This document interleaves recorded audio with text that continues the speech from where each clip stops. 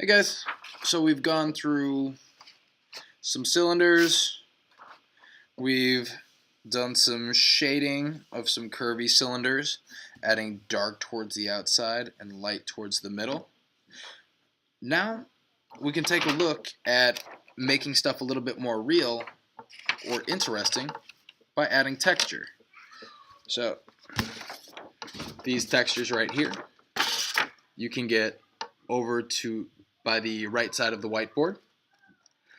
They're in a little pouch, and you should definitely see it. Pretty hard to miss. These textures are very important for making stuff look a little bit lifelike. Bricks really go a long way on buildings. It really kind of pulls you in and makes it look more real. If I were doing like a crate or a box that something's in, I might use this texture. Over here, I mean, it could be used for fire, or you might consider this for like a bush or some leaves. These aren't the only textures out there. These are just ideas to get your brain working. The ones I'm going to use today, I'm looking at doing some stuff with the scales. So I'm going to start by creating these using a Sharpie, and then I'm going to add some of that shading that we've worked with earlier. So if we look at the shape, all it is are U shapes that repeat. So I'm going to do some of those U shapes.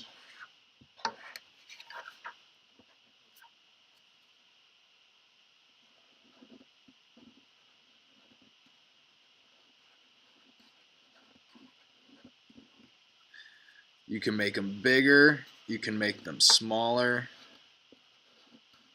you can change the shape of them. Sometimes people like to add points at the end of the scales.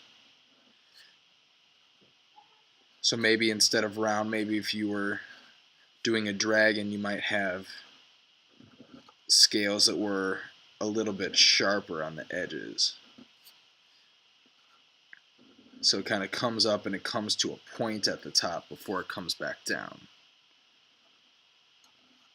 That's one way to go, and that's perfectly fine. It is up to you how you do your scales or any texture. Make sure that you're always using your creativity and feel free to make it up the way that you want it to be. Alright, so I'm going to stop about there. So this thing has scales. I might want to carry my scales up just a little bit further so people know that this is still part of the same object, and then I can just kind of have them slowly disappear. Maybe drop them all the way back down and have some of these lines. Okay. So I've figured out the scales. Maybe shade in that hole. Make it a nice deep dark shadow. So I'm done with my Sharpie. Don't need that. Now it's time to start to hit it with some color. Now if I'm thinking about dragons, some of the coolest dragons I've seen were kind of these red, brown, really warm colored dragons. So I'm going to start off with that yellow the orange first, because it's kind of that middle value.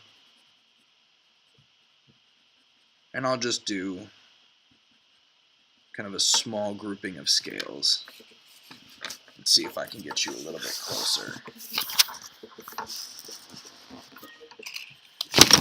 Okay, so I have my orange, and I'm going to be working on a smaller grouping of scales. Right now I'm just kind of laying out my color. It doesn't have to be anything fancy because I'm going to be going right back over it.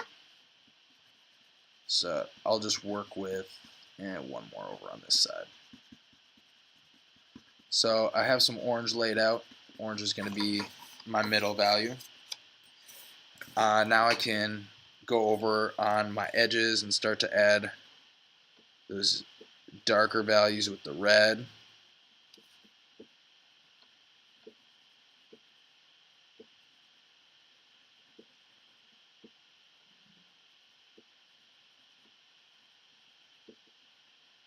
So I'm just kind of barely going around those outsides. And now my lightest color is a yellow. And I think for this one I'm just going to go over top of everything with that yellow. It's right over top, and it's just going to make it almost glow.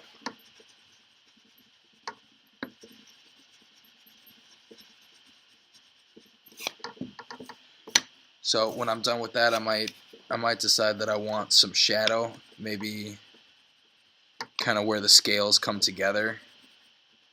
I might have some of this shadow where a scale is kind of blocking the light of another scale.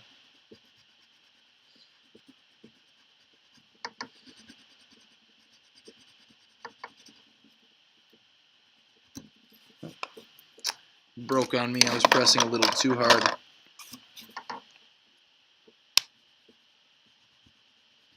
And that happens sometimes. Don't try to break it, but if it breaks, no big deal. Just go ahead and sharpen it again. I'm gonna go, kind of want it a little bit more orangey.